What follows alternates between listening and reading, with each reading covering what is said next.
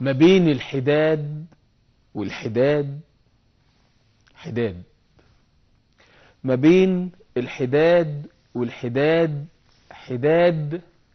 القلب مات، الحزن بات على الولاد. ناس بتقتل، ناس بتذبح في العباد، ناس هدفها تدمير البلاد. حسبنا الله ونعم الوكيل. الحزن انتاب المصريين جميعا، حالة من البكاء الداخلي تعمق داخل كل مصري. اللي حصل امبارح خلى في فكر من ان كل واحد مصري عايز يتطوع في الجيش المصري علشان يدخل لأي مكان وأي دولة وأي فرد وأي مجموعة بتسعى لتدمير البلد. لما نلاقي 21 مصري، لأن البعض أحيانا عمال يقول كلام غريب، يقول لك دول مسيحيين. لا، دول مصريين ليهم حق زي ما أي حد ليه حق.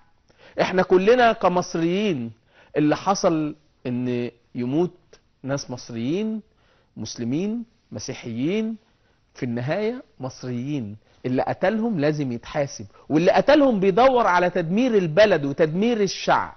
احنا دورنا ايه دلوقتي؟ دورنا ان احنا نوقف وقفة جامدة جدا. دورنا ان احنا نبحث عن القصاص لكل من تم قتلهم. اعتقد ان مصر ردت، لكن الرد زي ما احنا نفسنا نشوفه يكون على الناس دي نفسهم. 21 واحد اللي كانوا واقفين ورا الشباب المصريين عايزينهم هم نفسهم كمان يتذبحوا قدام المصريين. الحقيقة احنا في حالة حزن غير طبيعي، ويمكن الحزن ده بينتاب الناس في الشوارع وبينتاب الناس على مواقع التواصل الاجتماعي إذا كان الفيسبوك أو تويتر، لكن في نهاية الأمر في غل جوه المصريين، والمصري ما بيسيبش حقه.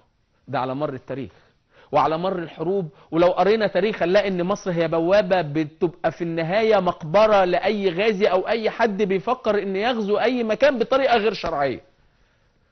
بلدنا بلد كبيرة وفي مخططات موجودة لا ننكر، لكن احنا محتاجين ان احنا يكون لينا وقفة مختلفة كشعب.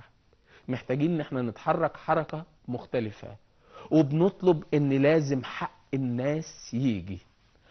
احنا بنقول حق الناس يجي بكل الطرق وبكل السبل يجي. والشباب المصري زي ما قلت لحضراتكم هم عايزين حقوق المصريين تيجي.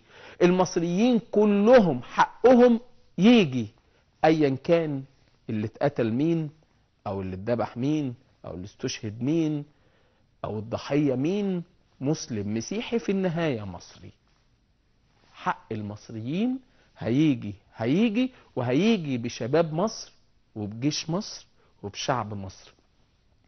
إنا لله وإنا إليه راجعون، وحسبنا الله ونعم الوكيل.